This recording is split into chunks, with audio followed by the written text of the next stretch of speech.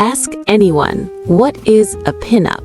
And they'll show you a smile, shiny skin, a light pose that seems to say, oh, well, how did it happen?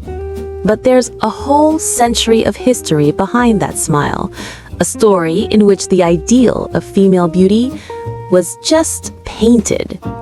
Let's start with America in the 30s, where, in the era of the Great Depression, men dreamed not of luxury, but of small joys.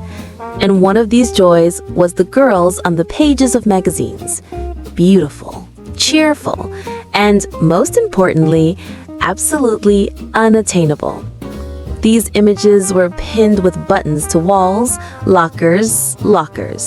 In English, pinup, hence the name. Pinup artists were not just draftsmen. They were the architects of fantasy. Take Gil Elvgren. His girls always got into funny, slightly playful situations.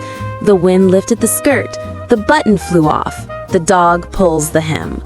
But not a single stroke was accidental. The hip line is like the curve of a wave. The lips are a soft arch. The eyes are a mixture of flirtation and surprise. They were creating a woman who didn't exist. They mixed the features of different models and added touches of fictional harmony. The result was the image of an ideal American girl. But if you saw her in reality, you wouldn't believe it was a human being. The legs are too long. The skin is too smooth. The eyes are too big. Too much of everything. Everything changed since the Second World War. Pinup became a necessity. Soldiers took calendars to the trenches, pinned them to airplanes, and kept them in their pockets. They wrote letters to the artist. Thanks, it reminds me of what we're fighting for.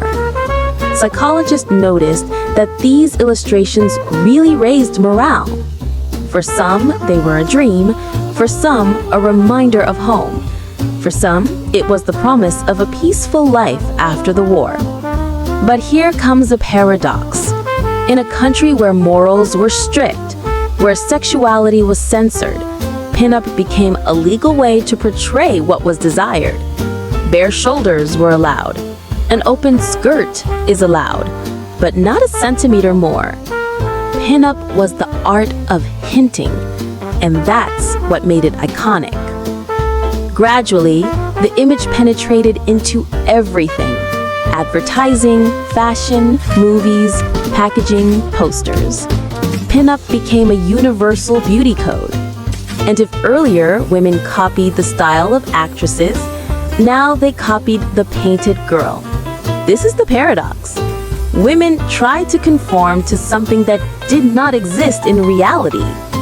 Today, pinups seem cute, naive, and sometimes funny, but his legacy lives on.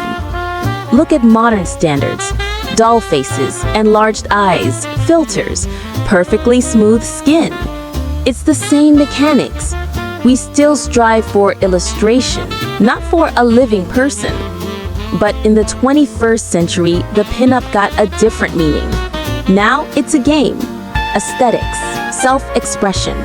When a pinup girl is created not by an artist, but herself, through makeup, pose, mood. The modern pinup heroine isn't an object. She's the author. She's the director of her own image. And yet, when we look at these sunny, bright, slightly awkward pictures, it's like we're seeing a postcard from that world, where everything seemed simpler. A pinup is not just a yoke pinned with a button.